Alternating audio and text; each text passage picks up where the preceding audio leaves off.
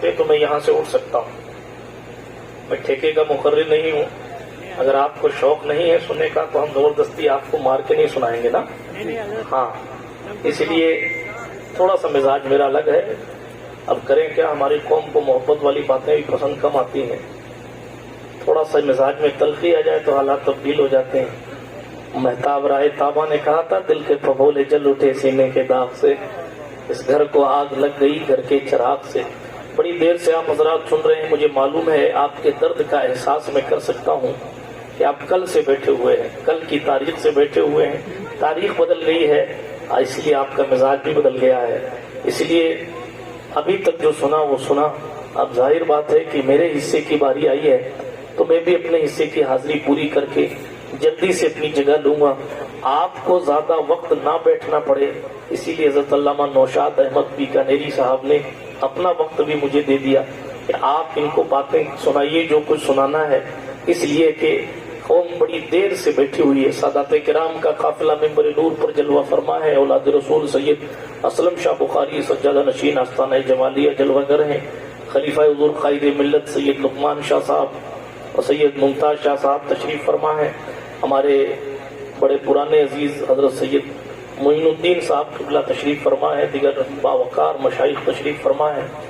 آپ حضرات کا تشریف رکھنا ہی اور علماء کرام کا تشریف لانا ہی اس جلسے کو قبولیت کا شرف دلانے کے لیے کافی ہے. اللہ کے رسول علیہ الصلوۃ والسلام کی مبارک حدیث میں نے پڑھی.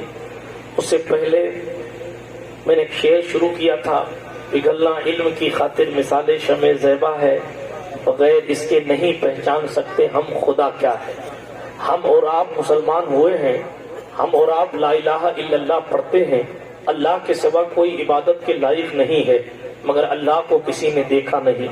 اللہ رب العزت کو حضور کے سوا کسی نے اپنے ماتھے کی نگاہوں سے دیکھا نہیں. جس کو قدرت نے چاہا اس کے نور کو اللہ رب العزت نے اپنے نور کو اس کو دکھایا. تفصیلات میں جانے کا موقع نہیں ہے. یہ شرف حضرت امام الائمہ کو بھی ملا. اسی نے مولا علی حیدر کرار سے پوچھا تھا کہ آپ نے کبھی اللہ کو دیکھا ہے؟ تو سرکار علی نے فرمایا تھا میں اس وقت تک سجدے سے سر نہیں اٹھاتا ہوں جب تک کہ خدا کو دیکھ نہیں لیتا ہوں. منزل عشق میں تسلیم و رضا مشکل ہے، جن کے رتبے ہیں سوا ان کو سوا مشکل ہے. تو عرض یہ کر رہا تھا اللہ کے رسول علیہ الصلوۃ والسلام کے دین کو ماننے کے بعد، حضور کا کلمہ پڑھنے کے بعد ہم جس اللہ کی عبادت کرتے ہیں ہماری آنکھیں اسے دیکھ تو نہیں سکتی، لیکن ہم علم معرفت کے ذریعے اس کی معرفت کر سکتے ہیں. ہم علم کے ذریعے، ایجوکیشن کے ذریعے ہم اللہ رب العزت کے اوصاف کو جان کر، اللہ رب العزت کی صفات کو جان کر، اللہ رب العزت کی قدرت کو جان کر کتابوں میں پڑھ کے یہ تو اندازہ لگا سکتے ہیں قدرت کے معجزے کیا کیا ہیں، قدرت کے کرشمے کیا کیا ہے، قدرت نے کس طریقے سے دنیا کو پیدا کیا. اللہ رب العزت کا قرآن کہتا ہے افلا ينظرون الى الابل كيف خلقت والى السماء كيف رفعت. بندے کو چاہیے کہ وہ غور و فکر کرے. کیا وہ لوگ اونٹ کی طرف نہیں دیکھتے؟ آپ نے اونٹ دیکھا ہوگا. قدرت نے اونٹ کو ایسا بنایا ہے وہ کئی دن تک نہ کھائے تو بھی اس کا کام چل جاتا ہے. اس کو اپنا رزق تلاش کرنے کے لیے کہیں سر جھکانے کی ضرورت نہیں پڑتی. وہ کھڑے کھڑے بھی اپنے رزق کو تلاش کر لیا کرتا ہے. اور ریگستان کا جہاز کہلایا جاتا ہے. تفصیلات میں نہیں جاتا لیکن قرآن نے کہا غور تو کرو قدرت نے اونٹ کیسے پیدا فرمایا. دیکھو اللہ نے کیسے بھاری بھرکم پہاڑ پیدا فرمائے. دیکھو اللہ رب العزت نے زمین سے پانی نکالا. یہ اس کی قدرت کی نشانیاں ہیں. جب بندہ غور و فکر کرتا ہے، علم حاصل کرتا ہے، محنت کرتا ہے، اللہ کو راضی کرنے کے راستے تلاش کرتا ہے، کن چیزوں سے اللہ ناراض ہوتا ہے یہ جانتا ہے، کن چیزوں سے اللہ راضی ہوتا ہے یہ جانتا ہے، تب جا کر اس کی زندگی کی گاڑی پلیٹ فارم پر آتی ہے. اور پھر اسے یہ پتا ہوتا ہے کہ کون سی چیز کرنی ہے، کون سی چیز نہیں کرنی ہے، سنت کیا ہے، واجب کیا ہے، فرض کیا ہے، سنت مؤکدہ کیا ہے، غیر مؤکدہ کیا ہے.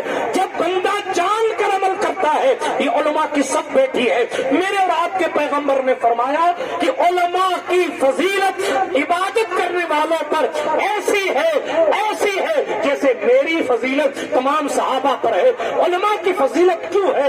اس لیے کہ ان کے پاس معرفت الہی ہے. علماء کی فضیلت کیوں ہے؟ اس لیے کہ ان کے پاس علم ہے. اسی لیے شاعر نے کہا پگھلنا کی مثال شمع زیبا ہے، بغیر اس کے یعنی بغیر علم کے ہم نہیں پہچان سکتے کہ خدا کیا ہے۔ ہمیں خدا کو بھی اگر پہچاننا ہے تو اس کے لیے علم حاصل کرنا ضروری ہے۔ آج ہمارا معاشرہ ہر بندہ چاہتا ہے کہ ہم باقی رہیں، زندہ رہیں۔ کوئی سوشل میڈیا کا استعمال کرتا ہے خود کو باقی رکھنے کے لیے، کوئی نیتا گیری کرتا ہے خود کو باقی رکھنے کے لیے، کوئی چوراہوں پر بینر لگواتا ہے خود کو زندہ رکھنے کے لیے، خود کو باقی رکھنے کے لیے کہ بھائی لوگ مجھے بھی جانے، میرے وقار کو تسلیم کرے، میری حیثیت باقی رہے، میرا وقار باقی رہے۔ لیکن ایک بات یاد رکھ لیجئے گا، قرآن مقدس نے کچھ ہمیں اور آپ کو ذہن دیا، والعصر ان الانسان لفی خسر، زمانے کی قسم انسان گھاٹے میں ہے۔ میں آپ کو صرف ایک بات عرض کرتا ہوں، آپ سے زیادہ دولت نمرود کے پاس تھی، آپ سے بڑی حکومت نمرود کے پاس تھی، آپ سے زیادہ فالوور نمرود کے پاس تھے، آپ سے زیادہ چاہنے والے نمرود کے پاس تھے۔ آج کوئی پردھان منتری بھی ہے تو وہ ایک ملک کا پردھان منتری ہے۔ مجھے ایک کسی پرائم منسٹر کا نام بتائیں جو 2 ملکوں کا ایک ساتھ پردھان منتری ہو، نہیں جناب والا۔ لیکن نمرود پوری دنیا کا اکیلا بادشاہ تھا، نمرود پوری دنیا کا اکیلا بادشاہ تھا، لاکھوں کی تعداد میں اس کو فالوور تھے، اس کے مرید نہیں تھے، اس کے صرف فالوور نہیں تھے بلکہ ایسے لاکھ ہزاروں کی تعداد میں تھے جو اس کو سجدہ کیا کرتے تھے، معاذ اللہ اس کو معبود مانا کرتے تھے۔ حکومت آپ سے بڑی اس کے پاس، طاقت آپ سے زیادہ اس کے پاس، بھیڑ آپ سے زیادہ اس کے پاس، حکومت آپ سے زیادہ اس کے پاس، علاقہ آپ سے بڑا اس کے پاس، زمینیں آپ سے زیادہ اس کے پاس۔ لیکن وہ کیا چیز تھی جس نے نمرود کو زندہ نہیں رہنے دیا؟ کیا چیز تھی؟ وہ چیز تھی علم حاصل نہ کرنا، وہ چیز تھی مصطفیٰ جان رحمت اور ان سے پہلے کے نبیوں نے جو تعلیم دی ہے، اللہ ایک ہے۔ اتنی جاہل وہ قوم تھی کہ اس کو اتنا بھی نہیں پتا تھا کہ اللہ ایک ہے۔ بات سمجھ آئی آپ کو؟ ساری چیزیں اس کے پاس تھی لیکن کمی تھی تو اس بات کی کہ وہ جانتا نہیں تھا کہ نیکیوں کی برکت کیا ہوتی ہے، گناہوں کی منحوسیت کیا ہوتی ہے۔ اگر کمی تھی تو اس بات کی کہ اللہ رب العزت جل مجدہ الکریم کی کہ معبود ہونے کا اقرار کر کے ہمیں اپنی زندگی گزارنی چاہیے۔ یہی ایک کمی تھی، اور بھی کمیاں تھیں لیکن ایک یہ بڑی کمی تھی جس کمی کی بنیاد پر پوری دنیا پر حکومت کرنے والا آج باقی نہیں ہے۔ اگر اس کا نام باقی بھی ہے تو یوں سمجھے کہ گالی کے طور پر باقی ہے، برائی کے طور پر باقی ہے۔ کوئی نمرود کو حضرت نمرود نہیں کہتا، کوئی فرعون کو معاذ اللہ حضرت فرعون نہیں کہتا۔ کیوں جناب والا؟ آپ باقی رہنا چاہتے ہیں تو آپ کیا کریں؟ کیا کوئی کئی بیگھہ کھیت خرید لے تو اس کا وقار، اس کی عزت سلامت رہے گی؟ کوئی گارنٹی نہیں۔ میں تمہید کو لمبا نہیں کرنا چاہتا، بات اس پر بہت کچھ کی جا سکتی، لیکن اے رضا ہر کام کا ایک وقت ہے، دل کو بھی آرام ہو ہی جائے گا۔ توجہ کے ساتھ سنیے، باتیں بہت کچھ کی جا سکتی۔ آپ سوچیں کہ میں منسٹر بن جاؤں، میرا وقار باقی رہے گا، 5 سال بعد آپ کو کوئی نہیں گھاس ڈالے۔ آپ سوچیں کہ میں علاقے کا بہت بڑا کروڑ پتی آدمی بن جاؤں، جب تک پیسہ رہے گا تب تک سلام ہے، اور وہ بھی منہ پہ۔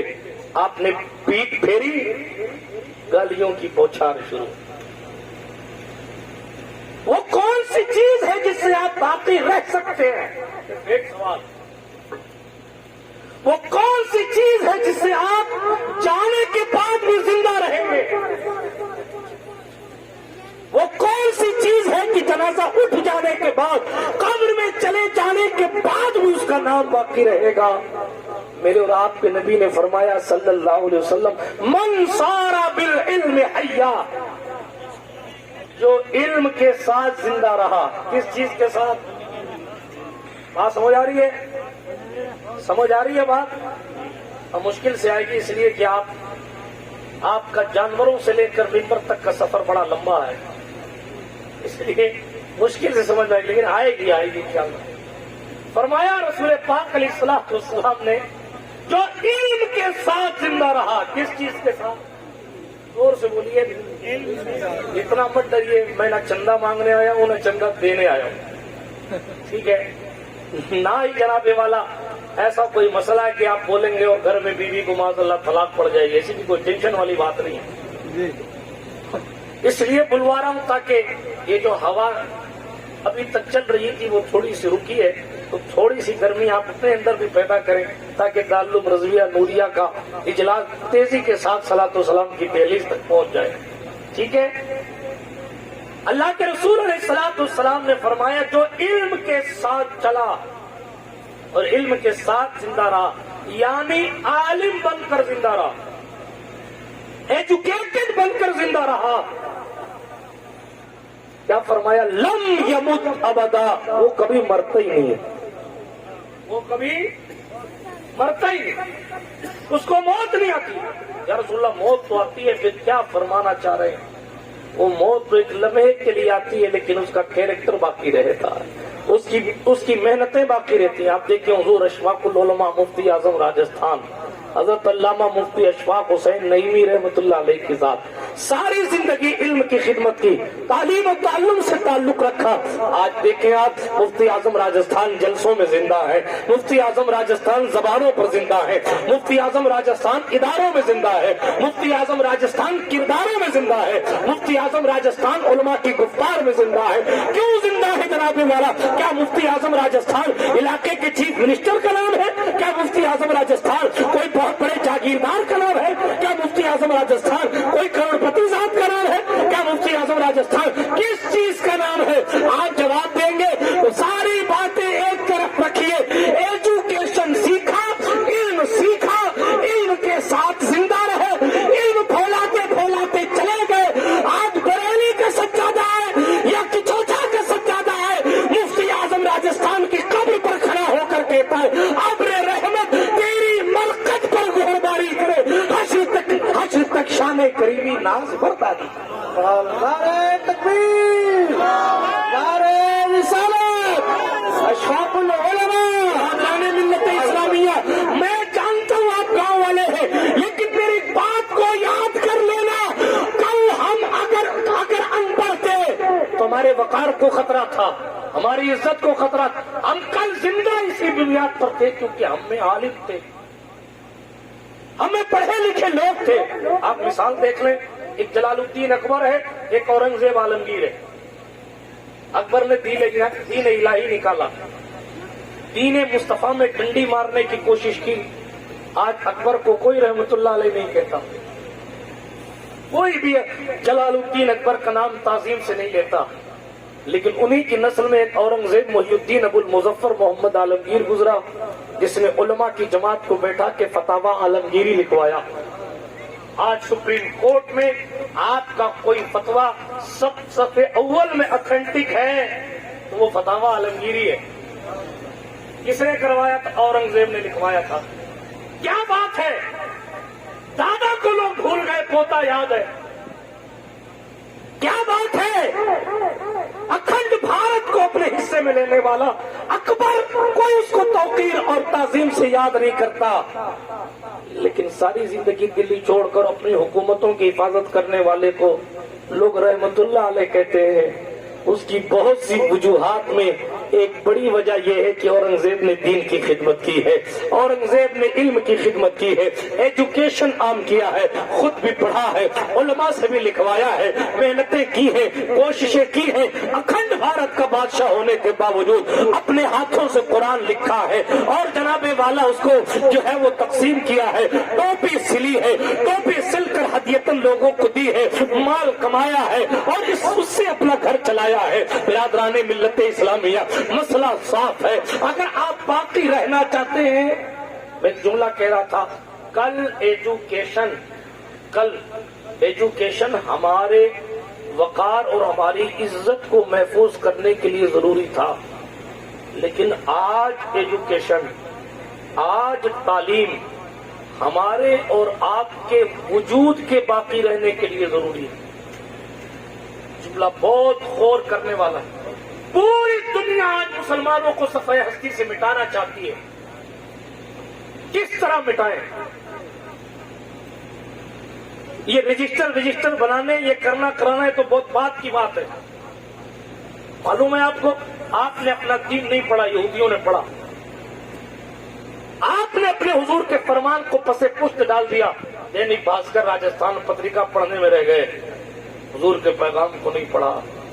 दुश्मनों ने पैगाम को पढ़ा और पढ़ने के बाद उन्होंने पूरी हदबंदी की कि कैसे मुसलमानों को हराया जा सकता है। तवज्जो है आपकी? अब काम की बातें कर रहा हूं। मानता हूं आप लोग रिज़्क़ हलाल की बड़ी कदर करते हैं और बड़ी मेहनत से कमाते हैं, खाते हैं, लेकिन कहूंगा कि अपने बच्चों को दीन की तालीम भी सिखाएं, दुनिया की तालीम भी सिखाएं। अब जो दौर गुजर गया सो गुजर गया, लेकिन अब रोजाना कुछ न कुछ इस्लाम पर रोजाना हमले होते हैं, रोजाना नित नए तरीके से बातें की जाती हैं। उसका जवाब देने के लिए न कांग्रेस का अध्यक्ष आएगा, न बीजेपी का अध्यक्ष आएगा। अगर गुलाम रसूल पर इल्जाम होगा, अगर हबीबुल्लाह पर इल्जाम होगा, तो उस इल्जाम को दफा करने के लिए रामलाल तो नहीं आएगा। उस इस्लाम पर जो इल्जाम लगा है, इस्लाम के पर लगे हुए इल्जाम के जवाब देने के लिए कोई न कोई मोहम्मद अरबी के वफादार को खड़ा होना पड़ेगा। लेकिन जब आपकी नस्लें इल्म हासिल ही नहीं करेंगे तो फिर सुनाएंगे क्या? आपको पता ही नहीं होगा कि हुजूर की तालीम क्या है, तो फिर बताओगे क्या? इसलिए जरूरी यह है कि हम और आप अपनी जिंदगी में अपने बच्चों को दीन पढ़ाएं, दुनिया भी पढ़ाएं। सिस्टम में भी रहना जरूरी है। दीन पढ़कर सही जिंदगी गुजारना जरूरी है। बिरादराने मिल्लत इस्लामिया, अर्ज कर रहा था, जिन जिन लोगों ने इल्म के साथ जिंदगी गुजारी वो अगर दुनिया से चले भी गए ना, फिर भी आज भी उनकी कब्र अनवर को लोग सलामी दे रहे हैं। आज भी उनके जाने के बाद भी लोग उनको याद कर रहे हैं। क्यों याद कर रहे हैं? इसलिए कि उन्होंने इल्म आम किया, उन्होंने मुस्तफा जान रहमत सल्लल्लाहु ताला अलैहि वसल्लम के दीन की खिदमत की, पैगंबर इस्लाम अलैहि तहियत व सना की जिंदगी, अपनी जिंदगी में हुजूर अलैहिस्सलातु वस्सलाम की सीरत को उतारा और पैगंबर इस्लाम की सीरत पर अमल पैरा होकर रहमतुल लिल आलमीन को राजी करने की कोशिशें की। मैं देख रहा हूं कि मेहनत से मैं बोल रहा हूं और आपकी निगाह मौलाना की तरफ है। सुभान अल्लाह, किस बात पर? उधर के लिफाफे पर या उधर के देखने पर? किस बात पर सुभान अल्लाह? जो अल ऐन का वही अल गैन का है। सुभान अल्लाह, किस बात? अपने भी खफा मुझसे हैं, बेगाने भी हैं नाखुश। मैं जहर हलाइल को कभी कह न सका कंद, जो जहर है उसे जहर ही कहा जाएगा, उसे हीरा नहीं कहा जाएगा।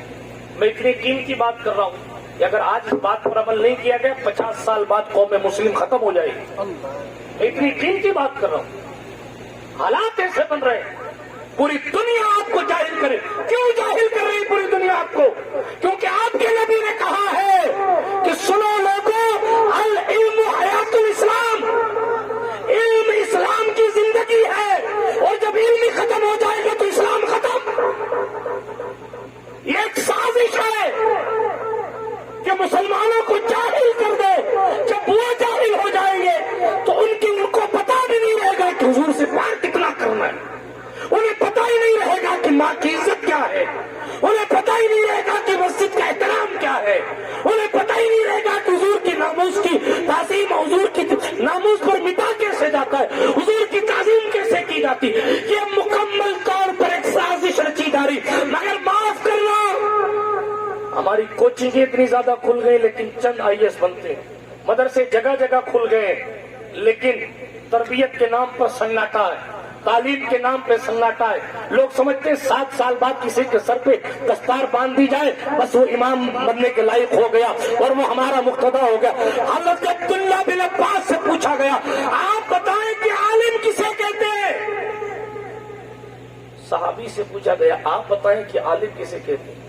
अब्दुल्लाह बिन अब्बास हुजूर के चचा के बेटे भाई हैं, फरमाने लगे, जो अल्लाह से डरता हो उसी को आलिम कहा जाता है।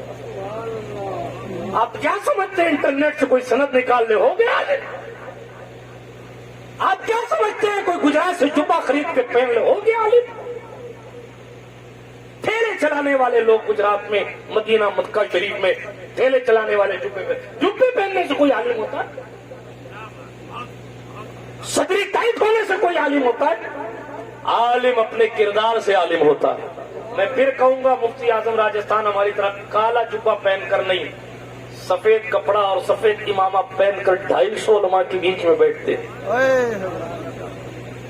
اور ان 250 علماء کی نحیف و ناتما شخصیت قیادت اس بنیاد پر کرتی تھی کہ علم اتنا عام کیا تھا، وہ 250 بیٹھنے والے میں 200 تو انہی سے فیض یافتہ تھے، اسی لیے سر جھکے رہتے تھے اور اس بات کا اعتراف ہوتا تھا میں اکیلا ہی چلا تھا جانب منزل، مگر لوگ آتے گئے، کارواں بنتا گیا۔ برادران ملت اسلامیہ، میں یہی بات آپ کو سمجھانے حضور علیہ السلام کے فرمان کے مطابق آیا ہوں۔ آپ اگر زندہ رہنا چاہتے ہیں، باقی رہنا چاہتے ہیں، تو اس کے لیے ضروری یہ ہے کہ علم حاصل کریں، اور اگر جیسی گاڑی دوڑ رہی ہے ویسی دوڑتی رہے۔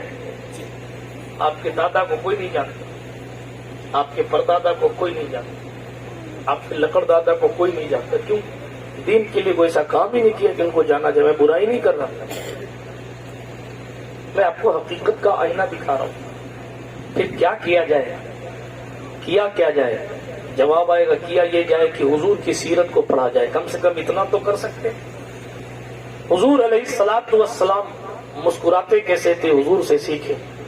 حضور علیہ السلام کوئی حضور کی مرڈر کی پلاننگ کرے تو حضور علیہ السلام اس کے ساتھ کیسے پیش آتے تھے؟ حضور سے سیکھے۔ بات بات پر لڑ جانے والے لوگ آج چونکہ حضور کی سیرت کو نہیں پڑھتے، علم نہیں ان کے پاس، اس لیے جن مسئلوں کو موضوع بحث نہیں بنانا چاہیے وہ مسائل موضوع بحث بنے ہوئے ہیں۔ کیوں؟ معاف کیجئے گا، امام اہل سنت نے جو اپنی زندگی میں 10 نکات بیان فرمائے تھے، کاش اس پر عمل ہوتا تو آج ہمارا یہ حال نہیں ہوتا۔ معاف کیجئے گا، سچائی یہی ہے کہ ہم ایک حافظ صاحب کو پکڑ کے پوچھیں، جملے برے لگے تو معاف کیجئے گا کہ کئی بار کہہ چکا ہوں، حافظ صاحب حافظ بن گئے، ہاں تراویح سناؤں گے اس بار؟ کوشش کروں گا، ایسے حالات کیسے نہیں، اگلے سال انشاءاللہ، اگلے سال ہاتھ پکڑ کے مجھے حافظ صاحب اس سال سناؤ، وہ کہ پچھلے سال نہیں سنایا تھا نا اس لیے بہت مشکل ہو رہا ہے۔ پھر 2 سال بعد 3 سال، وہ تو ابا جی کے کہنے میں زبردستی حافظ بن، میرا بھائی کیوں وقت خراب کر رہا؟ عالم صاحب کو مسئلے کا پتہ نہیں، معاف کیجئے گا، علماء کی کنڈیشن، علماء کہلانے والے، علماء کی نہیں، نعوذ باللہ استغفر اللہ، رجوع کرتا ہوں، علماء کہلانے والوں کی کنڈیشن ایسی ہو گئی ہے کہ انہیں شرائط اور فرائض کے فرق کا پتہ نہیں ہے کہ فرائض کیا ہوتے ہیں اور شرائط کیا ہوتے ہیں، اور ان دونوں میں فرق کیوں کیا جاتا ہے۔ میرے اور آپ کے نبی نے فرمایا تھا آخری زمانے میں کچھ ایسے لوگ ہوں گے جو بغیر علم کے فتوے دیں گے، فقط ضلوا ضلوا، ہم تو ڈوبیں گے صنم تم کو بھی لے ڈوبیں۔ قوم بھی ایسی ہو گئی، ہنسنے کی بات نہیں، رونے کا مقام۔ آپ کی حدیث پر دشمن پی ایچ ڈی کر رہا ہے، آپ کے قرآن کی صورتیں دوسرے مذہب کے جو ہے وہ مولویوں کو، پادریوں کو، پنڈتوں کو یاد ہیں۔ اور معاف کرنا یار، ابھی مجمع سے اگر میں کھڑا کر کے پوچھ لوں نا کہ کون ہے جو مجھے تجوید کے ساتھ سورہ فاتحہ سنا دے گا، تو شاید 95% لوگوں کو قرآن صحیح پڑھنا نہیں آتا ہوگا۔ باتیں کڑوی مگر سچی ہیں۔ ایک عالم سے فتویٰ دلا دیجئے کہ قرآن کا ایک لفظ بھی اگر غلط پڑھا ہو تو نماز ہو جائے گی، ایک سے دلا دیجئے۔ قرآن میں الحمد میں بھی اگر بڑا ہا کی جگہ چھوٹا نکل گیا تو اللہ ہی خیر فرمائے کہ وہ نماز ہوئی کہ نہیں۔ آپ اپنے آپ سے پوچھیں، جس قرآن کو پڑھے بغیر نماز ہوتی ہی نہیں ہے، آپ کو وہ قرآن بھی صحیح پڑھنا نہیں آتا تو آپ نے کیا سیکھا؟ کیا جواب دیں گے رسول رحمت کو؟ قرب خاص الہی سے حضور لوگوں کے درمیان آئے، کس لیے؟ تعلیم دینے کے لیے، رب تک پہنچنے کے راستے بتانے کے لیے۔ اور حضور کا کلمہ پڑھنے والے لوگوں نے واٹس ایپ کے غیر ضروری میسج تو بہت دیکھے، جن میسجز کا جواب دینا تھا ان کا تو دیا، جن کا نہیں دینا تھا اس کا بھی دیا، گھنٹوں گھنٹوں انٹرنیٹ پر برباد کیے، لیکن کبھی نہیں پوچھا کہ سورۃ الفاتحہ میں معرفت کے راز کون سے چھپے ہوئے ہیں. حضور کل پوچھیں گے تو کیا جواب دیں گے آپ کیا سمجھتے ہیں؟ صرف مولویوں سے پوچھا جائے گا؟ آپ کیا سمجھتے ہیں؟ حضرت سرکار امام اعظم ابو حنیفہ رحمۃ اللہ تعالی علیہ کی ذات تھی. رمضان شریف آ رہا ہے نا، آپ کا حال تو یہ ہے کہ معاف کیجیے گا، صرف آپ کی بات نہیں کر رہا ہوں، میں آپ کہہ رہا ہوں تو اسے صرف آپ مت لینا، ورنہ آپ سمجھیں گے صرف سنا نہیں آئے ہیں. آپ سے مراد جتنے سننے والے لوگ عوام الناس، وہ سارے کھاجو والا کیوں، بیکانیر کیوں، فلاں کیوں، جودھپور کیوں، کہیں کیوں، ایک عمومی جملہ ہے. ہم کہہ لیجئے، چھوڑیے آپ، ہمارا حال یہ ہے، ہمارے جوانوں کا. رمضان شریف آئے نا، بھائی مولانا نوشاد صاحب تراویح سنا رہے ہیں قرآن شریف، وہاں چلے نا، ارے نہیں یار بہت ٹائم لیتے ہیں.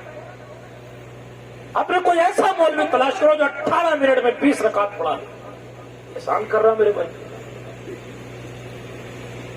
ایسے مولوی تلاش کرو، ایسے مولویوں پر بھی اللہ ہی رحم کرے. ایسے مولوی تلاش کیے 18 منٹ میں تراویح سنائے، ہم تو اس کے پیچھے پڑے. اللہ اکبر. ہم جس امام کی تقلید کرتے ہیں نا، اس امام کی کنڈیشن یہ ہے کہ جب رمضان شریف آتا تو امام اعظم ابو حنیفہ جو ہے وہ ایک قرآن صبح امین کرتے تھے، ایک قرآن شام کو امین کرتے. یہاں آپ کا وصال ہوا، اس جگہ آپ نے 60,000 مرتبہ قرآن کی تلاوت فرمائی. 60,000 بار. جس جگہ آپ کی روح نکلی نا، جس جگہ آپ کا وصال ہوا، اس جگہ بیٹھ کے 60,000 بار قرآن آپ نے پڑھا تھا. اس طرح کی بہت ساری روایات ہیں. حضرت سرکار مولا کائنات کے حوالے سے تلاوت کی، حضرت سرکار قاضی حمید الدین ناگوری کی تلاوت، بہت سارے واقعات الحمدللہ اس وقت حاشیے ذہن پہ ہیں، لیکن کلم الناس علی قدر عقولہم کے تحت بہت پھونک پھونک کے قدم رکھ رہا ہوں. توجہ آپ کی درکار ہے. میں بات کچھ قیمتی کرنے لگا. اللہ کے رسول علیہ الصلوۃ والسلام نے جو تعلیمات دی ہیں، پہلے آپ اس کو جانیں گے تب میرے بھائی عمل کریں گے. جب آپ کو پتہ ہی نہیں ہوگا کہ ماں سے بات کس طرح کرنی ہے، حکومت کس طرح کرنی ہے، خدمت دین کس طرح کرنی ہے، جب آپ کو پتہ ہی نہیں ہوگا تو عمل کیسے کریں؟ جن کو پتا تھا ان لوگوں نے تاریخ رقم کر دی. حضرت عمر بن خطاب کا مبارک دور ہے. کس سے سناتا ہوں آپ کا پسندیدہ، سن لیجیے. عمر بن، موضوع سے لگتا ہوا، عمر بن خطاب رضی اللہ تعالیٰ عنہ کا مبارک دور ہے. مشہور زمانہ قصہ ہے. ایک علاقے کا بادشاہ آیا، غسوان کا بادشاہ آیا، طواف کر رہا تھا. ایک غریب، وہ بھی حرم شریف کا طواف کر رہا تھا. طواف کرتے کرتے ہوا یہ کہ بادشاہ کا پیر زمین پہ تھا. اس غریب کا جو پیر تھا نا، وہ بادشاہ کے پیر کے اوپر پڑ گیا. توجہ ہے آپ، بادشاہ کے پیر کے اوپر انہوں نے پیر رکھ دیا. وہ بادشاہ تھا، اس نے جوش میں آ کے ایک تھپڑ غریب کو مار دیا. دانت ٹوٹ گئے. اسلام کی تعلیم، حضور علیہ الصلوۃ والسلام کا دین سیکھ کر اپنی زندگی میں لانے والے لوگوں کی کنڈیشن، مقدمہ کیا گیا. امیر المومنین عمر بن خطاب کی خدمت میں پیش کیا گیا. حضور، ایک غریب نے انجانے میں ایک امیر پر، ایک بادشاہ پر پیر رکھ دیا. بادشاہ نے تھپڑ کھینچ کے مارا جان بوجھ کر. غریب نے پیر انجانے میں رکھا تھا، بادشاہ نے جان کر کے مارا اور اس غریب کے دانت توڑ دیے. کیا حکم ہے؟ وہ بادشاہ ہے، یہ غریب. تو یہ نہیں کہ صاحب وہ بہت بڑی ذات تھی، بہت بڑے پیر صاحب تھے، اس لیے تمہاری کوئی اوقات نہیں ہے. یہ اسلام کے مزاج کے خلاف ہے. پھر میں کہتا ہوں اپنے بھی خفا مجھ سے بیگانے کے نام. حضور نے ہر مسلم کی تعظیم کرنے کا آرڈر دیا ہے، بلکہ ایک حدیث شریف میں آیا جس نے کسی مسلم کو تکلیف دی، اس نے مجھ محمد کو تکلیف دی. دین پڑھا نہیں نا آپ نے، مسئلہ تو یہ، اور پڑھا تو بس پڑھا بس. عمر بن خطاب کا دور ہے، حضور وہ بادشاہ ہے، یہ غریب ہے، کیا کرنا ہے؟ عمر فاروق نے فرمایا یہ محمد عربی کا مزاج ہے، ہم امیر غریب میں فرق نہیں کرتے، اس نے جان بوجھ کے غریب کو تھپڑ مارا ہے، وہ ہوگا بادشاہ، یا تو غریب اس کو معاف کر دے نہیں تو بادشاہ کے دانت توڑے جائیں۔ آرڈر، بادشاہ کے دانت توڑ دو۔ بادشاہ کو پتا چلا کہ صبح تیرے دانت توڑے جائیں، اس نے عرضی لگوائی میں بادشاہ ہوں، ایک ملک کا مالک ہوں، اور وہ فقیر آدمی اس کے پاس کیا ہے، میرے پاس ملک ہے۔ عمر فاروق نے کہا جا کے کہہ دو ہوگا تیرے پاس ملک، جو تیرے پاس ہے وہ بھی اللہ کا ہے، جو غریب کے پاس ہے وہ بھی اللہ کا ہے، تو کہاں کی بادشاہی کی بات کرتا ہے؟ ہم محمد عربی کی تعلیم یافتہ ہے، حضور نے قانون یہی بنایا ہے، یا تو غریب سے اپنا حق معاف کروا لے، اور اگر وہ قصاص مانگتا ہے، اگر وہ بدلہ مانگتا ہے تو خلیفۃ المسلمین کے سپاہی تیرے دانت توڑ دیں۔ اسلام کی تعلیم، بادشاہ معلوم ہے بھاگ گیا راتوں رات، اسلام سے پھر گیا، اس نے دین چھوڑ دیا۔ آج لوگ نیوز چینلوں پر بیٹھ کر ہمیں بیوقوف بناتے ہیں، دیکھو فلاں لوگ دین چھوڑ گئے، دیکھو فلاں لوگ دین چھوڑ گئے، دیکھو فلاں، ہمیں ایسے 7 لاکھ لوگ بھی دین چھوڑ دے، مسلمان اپنے محمد عربی اپنے سرکار کی سیرت کو تبدیل نہیں کرتا۔ کرائے پر بکنے والے ٹٹو اگر پیسوں کے لیے حضور کا دامن چھوڑ دے، حضور کی عزت پر کوئی فرق نہیں آتا، بلکہ ہم کل بھی کہتے تھے آج بھی کہتے ہیں، ہے قول محمد قول خدا، فرمان نہ بدلا جائے گا، بدلے گا زمانہ لاکھ مگر قرآن نہ بدلا جائے گا۔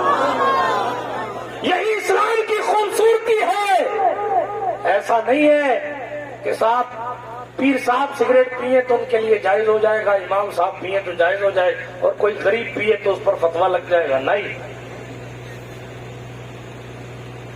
یہ حضور کا دین ہے۔ لوگوں نے کہا سرکار عمر فاروق اعظم، اب وہ بدین ہو گیا، وہ بادشاہ چلا گیا تو بادشاہ کے چکر میں کئی لوگ دین چھوڑ دیں گے۔ مسئلہ سینسٹیو، حضور کرم فرمائے توجہ کریں، مگر عمر کے ایمان پر زندگی کی نیکیاں قربان۔ عمر بن خطاب نے پلٹ کر کہا ایسے کئی بادشاہ آئے اور چلے جائیں، قانون تو وہی رہے گا جو آمنہ کے لال نے بنایا۔ بادشاہ چلا گیا، دین چھوڑ گیا، لیکن عمر فاروق کا فیصلہ نہیں بدلا، تاکہ قیامت کی صبح تک لوگوں کو پتا رہے مسلمان پیسوں سے مروب ہونے والی شخصیت کا نام نہیں تھا۔ مسلمان کے پاس جو سب سے بڑی دولت تھی وہ علم کی دولت تھی، سب سے بڑی جو دولت تھی وہ تعلیم کی دولت تھی۔ یہی وجہ ہے کہ علی حیدر کرار کا نام چمکتا ہے۔ آپ دیکھیں صدیق اکبر افضل البشر بعد الانبیاء ہیں، لیکن اور امام جلال الدین سیوطی نے لکھا امت میں سب سے عالم بھی ہے، یعنی سب سے زیادہ جانکار ہے۔ بات بھاری نہ ہو جائے، مجھے بار بار اس بات پہ ڈر لگتا ہے، لیکن سب سے زیادہ حدیثیں حضرت ابو ہریرہ سے روایت ہیں۔ کیوں؟ اس لیے کہ صدیق کے علم کی مثال نہیں، لیکن ابو ہریرہ کی کیفیت صرف یہ تھی کہ حضور اٹھتے ہیں، بیٹھتے ہیں، چلتے ہیں، پھرتے ہیں، دیکھتے بیان کرتے تھے، دیکھتے بیان کرتے تھے۔ وہ صدیق اکبر ہیں جو پوری دنیا میں اسلام پھیلانے کا سسٹم سیٹ کر رہے ہیں، اور وہ ابو ہریرہ ہیں، ان کا کام صرف یہ، وہ چبوترے میں بیٹھے، صفہ اصحاب صفہ چبوترے میں بیٹھے، حضور نے کیا کیا وہ سب سمیٹ رہے ہیں۔ حضور نے کیا کیا، حضور کہاں مسکرائے، کہاں حضور نے نالین اتارے، کہاں حضور نے نالین پہنے، یہ تعلیمات مصطفیٰ عام کرنے میں مصطفیٰ جان رحمت علیہ الصلوۃ والسلام کے صحابہ کی محنتیں، کوششیں ہیں۔ برادران ملت اسلامیہ بتا یہ رہا تھا، اس طرح کی بہت ساری روایات، بہت ساری باتیں، بہت سارے قصے ہیں۔ اسلام نے اپنی تعلیمات کی بنیاد پر، اسلام نے اپنی خوبصورتی کی بنیاد پر، اسلام نے اپنے انصاف کی بنیاد پر، اسلام نے اپنے علم کی بنیاد پر لوگوں میں اپنا وقار بنایا، لوگوں کے دلوں میں اپنی محبت پیدا کی۔ اسلام تلوار کے زور سے نہیں پھیل رہا تھا، اسلام کیریکٹر سے پھیل رہا تھا۔ اسلام نے ایجوکیشن دیا لوگوں کو، اسلام نے لوگوں کو یہ بتایا تم کہاں کن کن چیزوں میں پڑے ہوئے ہو، کن کن برائیوں میں ڈوبے ہوئے ہو، پلٹو آؤ اس خدا کی طرف پلٹ کر چلو جس نے ہمیں اور آپ کو پیدا کیا ہے، اس کی معرفت اپنے دل میں لاؤ اور اس کی عبادت محبت کرنے کے لیے، اس کو راضی کرنے کے لیے رستے تلاش کرو۔ جن لوگوں نے اس رستے کو اپنایا، جن لوگوں نے پیغمبر اسلام کی تعلیمات پر عمل کیا، جن لوگوں نے پیغمبر اسلام صلی اللہ علیہ وآلہ وسلم سے صحیح معنوں میں محبت کی، جن لوگوں نے صحیح معنوں میں خدمت دین کی، آج دیکھیں وہ مرے نہیں ہیں، آج تک ان کی زندگی ہے، آج تک ان کا نام زندہ ہے، آج تک ان کا کردار زندہ ہے، آج تک ان کا کیریکٹر زندہ ہے۔ آپ غوث اعظم دستگیر کو دیکھیں، سرکار غریب نواز کو دیکھیں، آپ اوپر چلیں، آپ اوپر چلتے جائیں، محمد بن ادریس شافعی کو دیکھیں، احمد بن محمد بن حنبل کو دیکھیں، حضرت امام مالک ابن انس کو دیکھیں، امام الائمہ، کاشف الغمہ، سراج الامہ، نعمان بن ثابت، امام اعظم ابو حنیفہ کو دیکھیں۔ آج تو ہم ایک دن مدرسہ پڑھتے یا پڑھاتے ہیں، 4 دن کے بعد چھٹی چاہیے۔ حضرت امام اعظم ابو حنیفہ کے بارے میں حضرت مصر نے کہا، میں نے دیکھا امام اعظم کے یہاں میں پہنچا، توجہ کے ساتھ سنیے گا، بات کو ختم کرنے لگا ہوں تیزی کے ساتھ۔ کیا وقت ہوا؟ درود شریف پڑھیں۔ وعلى آل سیدنا مولانا محمد صلاۃ تبقى وتدوم بدوام الملک الحی القیوم۔ بالکل میں اپنی گفتگو کو اختتام کی سرحدوں تک لے کر آ رہا ہوں۔ بہت ساری چیزیں اللہ کے رسول علیہ الصلوۃ والسلام کے دین کے حوالے سے کی جا سکتی ہیں، لیکن تیزی کے ساتھ دامن وقت میں گنجائش چونکہ کم ہے اور آپ بڑی دیر سے بیٹھے، خاص بات میں عرض کر رہا تھا، اسی کا ایک حصہ یہ بھی، ہم اول ترین تو پڑھتے نہیں، اور جو لوگ پڑھتے بھی ہیں نا، الا ماشاء اللہ، وہ نہ پڑھنے کے بہانے تلاش کرتے ہیں۔ امام اعظم ابو حنیفہ رضی اللہ تعالیٰ عنہ کے حوالے سے کتابوں میں لکھا، یہ مصر بن کدام کہتے ہیں، ایک بار میں گیا، دیکھا تو امام الائمہ بیٹھ کر سبق دے رہے، دین کا پڑھا رہے ہیں۔ امام اعظم کون سی ذات ہے معلوم؟ ملا علی قاری نے لکھا کہ اگر امام ابو حنیفہ نہیں ہوتے تو لاکھوں مسئلے میں ہم الجھ کے رہ جاتے۔ سن 150 ہجری میں آپ کا وصال ہو گیا۔ آپ سوچیں کہ 4000 لوگوں سے امام اعظم نے علم حاصل کیا، لاکھوں تک پہنچایا تھا، استاد 4000 تھا، 4000 لوگوں سے کتنی باتیں پڑھی ہوں گی اور کتنی پھیلائی ہوں گی، کوئی اندازہ ہی نہیں لگا سکتا، کوئی بتا ہی نہیں سکتا کہ کتنا پڑھایا کتنا نہیں پڑھایا، جانے تھے بات دور نکلے گی۔ لیکن ایک بات اور عرض کرتا چلو، کتنی محنت سے وہ لوگ پڑھتے۔ امام شافعی کے حوالے سے موجود ہے کہ آپ کی والدہ نے آپ کو پالا پوسا، آپ کے پاس لکھنے کے لیے قلم نہیں تھا، آج تو انگلیاں چلتی ہیں اور کاغذ تیار ہو جاتا ہے، آج تو PDF کی شکل میں کتابیں موجود ہیں۔ شافعی کا دور اٹھا کے پڑھے، جو بخاری کے پردادا استاد نہیں ہوں کہہ لیجیے، امام محمد بن ادریس شافعی، آپ کو معلوم ہے اونٹ کی بڑی بڑی ہڈیوں پر پتھر سے لکھتے تھے، حدیث ہے، اونٹ کی ہڈیوں پر پتھر سے لکھتے، کتنی محنت سے دین کو جمع کیا گیا، لوگوں نے اپنے سینوں پہ لکھے، پتوں پہ لکھے، پتھروں پہ لکھے، اور جناب والا آج بھی جائیں مکہ شریف کے میوزیم میں کئی کئی پتھر ایسے رکھے ہوئے ہیں جس پر بغیر زیر زبر لگے ہوئے قرآن کی آیتیں لکھی۔ کتنی محنت سے دین ہم تک پہنچایا، کتنی کوششیں کی انہوں نے، اپنے گھر کو چھوڑ چھوڑ کے دل۔ اب حضرت عبداللہ بن قاسم نام کے بزرگ نے کی روایت یاد ہے، وہ کہتے ہیں میں ایک مرتبہ بیٹھا تھا امام مالک کے پاس یا کسی اور امام کے پاس بیٹھ کے پڑھ رہا تھا، بہت دن پہلے واقعہ پڑھا تھا یہ کہ میں بیٹھ کے پڑھ رہا تھا، عبداللہ بن قاسم کہتے ہیں اتنے میں ایک جوان آیا، 18-20 سال کا جوان ہوگا، اس نے میرا نام لے کے پوچھا تمہیں وہ کون ہے؟ تو امام صاحب نے فرمایا وہ آیا میرے پاس، اس نے میرا ہاتھ چوما، تو میں نے پوچھا اے جوان تو کون ہے؟ توجہ، اے جوان تو کون ہے؟ تو اس نے جواب دیا حضرت میں آپ ہی کا بیٹا ہوں جو سالوں پہلے آپ مجھے میری ماں کے پاس چھوڑ کے اپنی بیوی کے پاس چھوڑ کے آئے۔ ایسے لوگ دین حاصل، ایسے علم دین حاصل کیا، تب جا کر ہم تک یہ دین پہنچا کہ قرآن کا ترجمہ کیا ہے، قرآن کی تفسیر کیا ہے۔ آپ کیا کر رہے ہیں دین کے حوالے سے؟ مسلمان ہونے کی حیثیت سے آپ کی کوئی ڈیوٹی نہیں ہے، آپ اپنے آپ سے پوچھیے، سب کام مولانا شعبان کریں گے، آپ کیا کریں یا اور علماء دوسرے کام کریں؟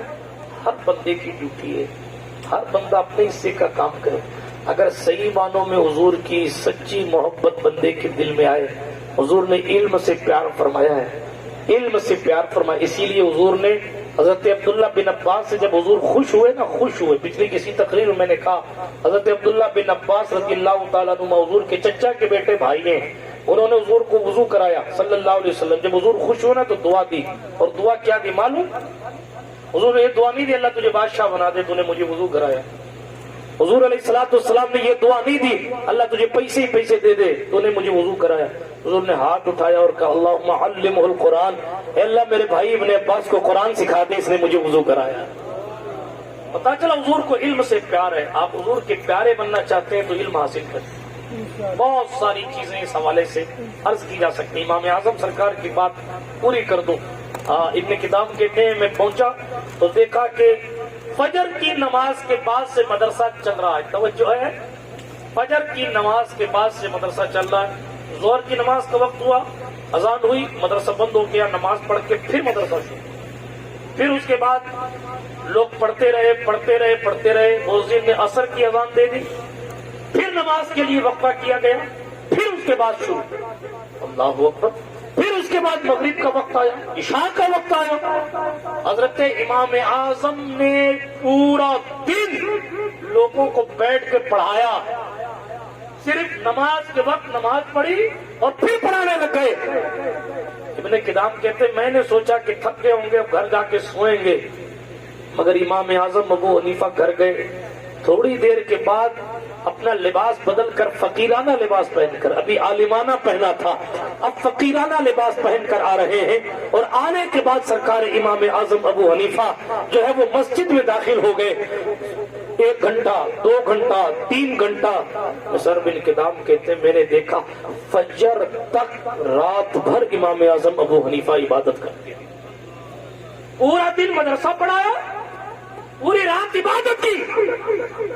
وہ کہتے پھر دوسری صبح ہوئی، فجر کی اذان ہوئی اس سے پہلے امام الائمہ پھر اپنے گھر چلے گئے. عالمانہ شان و شوکت کے ساتھ عالمانہ لباس پہن کر آئے، نماز فجر پڑھائی، مدرسہ شروع. پھر جیسے کل دن گزرا تھا ویسے آج کا دن گزرا، پورا دن ایسے ہی گزرا. عشاء ہو گئی، پورا دن صرف نماز کے لیے چھٹی ہوتی، نماز پڑھ کے واپس مدرسہ اسٹارٹ ہو جاتا. میں نے سوچا رات بھر جگے، دن بھر جگے، کل کا دن بھر جگے، آج تو آرام ہی کریں گے. لیکن دیکھا جب رات ہوئی نا تو پھر فقیروں کا لباس پہن کر امام ابو حنیفہ مسجد میں اللہ رب العزت کی بارگاہ میں سجدہ ریز ہونے کے لیے، قرآن مقدس کی تلاوت کرنے کے لیے آ گئے. برادران ملت اسلامیہ، بہت سارے بزرگوں کے ہمارے قصے ہیں جن کی زندگیاں آپ اٹھا کر پڑھیں. علم دین میں اتنی محنت کی انہوں نے کہ آج ان کا احسان ہے کہ ہم بولنے کے قابل ہیں. یہ جو مدرسے یہ دین کے قلعے ہیں، یہ جو مدرسے ہیں یہ دین کے قلعے.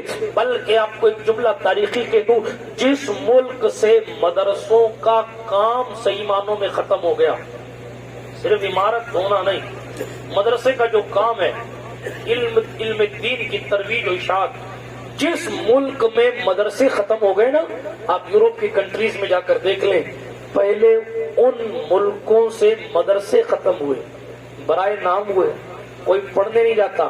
کنوینٹ اسکولوں میں، کالجز میں انگلش میڈیم کا ایسا خمار چڑھایا کہ حضور کی تعلیم کو بلا دیا. نتیجہ مدرسے ختم ہوئے، دھیرے دھیرے کر کے ان ملکوں سے اسلام ختم ہوا. اس لیے میں بہت حساس موضوع پر بات کر رہا ہوں. آج ہمارے لیے اور آپ کے لیے ضروری یہ ہے کہ ہم علم حاصل کریں. اگر ہماری نسلیں علم حاصل نہیں کریں گی تو آج اگر کوئی اسلام کو غلط کہتا ہے تو کم سے کم ایسے لوگ موجود ہیں جو انٹرنیٹ پر آ کر ویڈیو بنا کر یا تحریر لکھ کر یا نیوز چینل پر خود جا کر اس بات کی تردید کرتے ہیں کہ نہیں جو تو کہہ رہا وہ غلط ہے، یہ اسلام کی ڈیفینیشن نہیں ہے، یہ اسلام کی تعلیم نہیں ہے، آپ غلط طریقے سے اسلام کی تعلیم کو پھیلا رہے ہیں، آپ یہ اسلام کی خلاف جو تعلیم ہے اس تعلیم کو اسلام کی تعلیم کر کے پھیلا رہے ہیں. آج جواب دینے والے لوگ تو ہیں، کل کیا ہوگا؟ حضرت غریب نواز خود بہت بڑے عالم تھے. ہاں، شمس الدین التمش کی تربیت کے لیے غریب نواز نے اسپیشل ایک رسالہ لکھا تھا. بہت بڑے عالم. حضرت مخدوم اشرف جہانگیر سمنانی اپنے وقت کے بہت بڑے عالم تھے. یہ جن اولیاء اللہ کا نام آپ سنتے داتا علی حجویری اپنے وقت کے بہت بڑے عالم، یہ جن بزرگوں کا نام سنتے ہیں، حضرت معروف کرخی، شیخ سری سٹی، جنید بغدادی، سید الطائفہ، اپنے وقت کے بہت بڑے عالم، آپ کیا سمجھتے ہیں اللہ والوں کا نام لیا جاتا ہے اسے تعویذ اور بوتل دم کرنے والے لوگ تھے؟ لوگ اپنے آپ میں علم کا پہاڑ تھے یہ لوگ، آنے والے مرید کے دل کی دنیا کو پہلے بدل دیتے تھے اور پھر اس کے بعد اس کو وہ علم دیتے تھے کہ اس کی زندگی تو ختم ہو جاتی تھی لیکن جہالت اس کے ارد گرد بھی نہیں آتی۔ میں صرف اتنا ہی کہنا چاہتا ہوں، اگر آپ زندہ قوم بننا چاہتے ہیں، اگر آپ اپنے نام کو زندہ رکھنا چاہتے ہیں تو کہیں بینر لگا کے آپ اپنے آپ کو زندہ نہیں رکھ سکتے۔ آپ کہیں جناب والا ایسا آپ سوچیں کہ بس یہاں یوں کر دوں میں رہوں گا زندہ، نہیں۔ واحد طریقہ یہ ہے کہ آپ خدمت دین کریں، علم سیکھیں، لوگوں کو سکھائیں۔ آپ کی دولت ختم ہو جائے گی لیکن علم وہ دولت ہے جو خرچ کرنے سے بڑھا کرتی ہے، علم وہ دولت ہے جو خرچ کرنے سے بڑھتی ہے۔ آپ کسی کو ایک مسئلہ بتائیں گے اور وہ ایک مسئلے پر عمل کرے گا، آپ نے 10 مسئلے یاد کیے صرف، میں نہیں کہتا سارے عالم بن جاؤ، بنو تو سبحان اللہ، لیکن کم سے کم فرض علم حاصل کر لیجئے۔ آپ دادا ہیں، آپ اپنے پوتے کو ایک دین کی بات بتائیں گے، وہ اپنے بیٹے کو بتائے گا، وہ اپنے بیٹے کو بتائے گا، وہ اپنے بیٹے کو بتائے گا۔ آپ قبر میں ہیں لیکن فرشتے آپ کے پاس ثواب کا تحفہ لے کر آ رہے ہیں۔ بھائی یہ کیوں لایا؟ کہ آپ نے اپنے پوتے کو ایک مسئلہ بتایا تھا، آج اس پر پھر سے عمل کیا گیا ہے، اس لیے آپ کو ثواب پیش کیا جا رہا ہے۔ برادران ملت اسلامیہ، سلطان الہند غریب نواز کی شان جو اس قدر روزانہ بلند ہوتی ہے، کیوں ہوتی ہے؟ ان کی بہت سی وجوہات میں ایک وجہ یہ ہے کہ آج کوئی کھاجو والا میں، بیکانیر میں، گھڑسانہ میں، میں یہاں وہاں کوئی بھی اللہ اکبر کی صدا بلند کرتا ہے تو حضرت غریب نواز کے اکاؤنٹ میں ثواب لکھا جاتا ہے۔ کیوں لکھا جاتا ہے؟ اس لیے کہ معین الدین حسن، آپ نے یہ دین کا قلعہ بنایا، آپ نے یہ دین کی باتیں پھیلائی، آپ نے لوگوں کو دین کی طرف بلایا، آپ نے لوگوں کو دین سکھایا۔ جن لوگوں نے دین سیکھا وہ بادشاہوں کی زندگی کے ساتھ اپنی زندگی گزارتے رہے۔ آخری بات بس کروں، ایک بادشاہ نے ایک علاقے کو فتح کیا، جیت گیا وہ، تو جس کے علاقے کو جیتا نا اس کو قیدی بنا کے لائے، لیکن وہ بھی ٹیلنٹڈ تھا، تو بادشاہ نے اس کے ٹیلنٹ کی قدر کرتے ہوئے کہا دیکھ بھائی میں تجھے قیدی بنا کے نہیں رکھوں گا۔ بات میری سمجھ آ گئی؟ مثال کے طور پر آپ کی اس شہر کے حاکم نے دوسرے شہر کے کسی حصے کو فتح کر لیا، وہاں کے جتنے لوگ تھے ان سب کو قیدی بنا دیا گیا۔ وہاں ان کا جو مکھیا تھا نا، اس مکھیا کو بادشاہ کے سامنے، جیتے ہوئے بادشاہ کے سامنے لا کر کھڑا کیا۔ بادشاہ نے کہا بھائی میں نے سنا تو بڑا ٹیلنٹڈ ہے، تیرے پاس بڑے تجربے ہیں، یہ الگ بات ہے کہ میری فوج زیادہ تھی، میں جیت گیا، لیکن میں تجھے ضائع نہیں کرنا چاہتا، برباد نہیں کرنا چاہتا، پھر میں تجھے کچھ عہدہ دینا چاہتا ہوں، تو بتا کہ میں تجھے کیا عہدہ دوں۔ سن رہے ہیں؟ تو بتا، ہارے ہوئے سے پوچھ رہا ہے کہ تو بتا کہ میں تجھے کیا عہدہ دوں۔